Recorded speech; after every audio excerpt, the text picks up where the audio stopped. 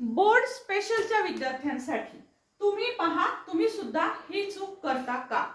बघा, प्रत्येक पेपरला तुम्हाला सप्लिमेंट लागतात, पुरवण्या लागतात. तर ह्या पुरवण्या जेव्हा तुम्ही घेता, पेपर संपतो त्यावेळेस तुम्हाला तुमची जी ही आन्सर शीट आहे, बोर्डची जी आन्सर शीट दिलेली असते त्यावर इथे सप्लिमेंट्स अटॅच्ड असं लिहिलेलं असतं. सो यामध्ये तुम्हाला सप्लिमेंट्सची संख्या लिहायची असते. सो इथे सप्लिमेंट्सची संख्या जरूर लिहा.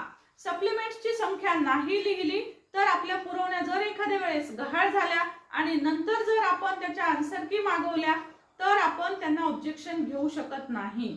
तेव्हा नक्की पुरवण्यांची संख्या जरूर लिहा. अशाच महत्त्वपूर्ण सूचनांसाठी चॅनलला जरूर भेट द्या, सबस्क्राइब करा, लाईव्ह क्लास जरूर पहा. Thank you so much for watching. Thank you.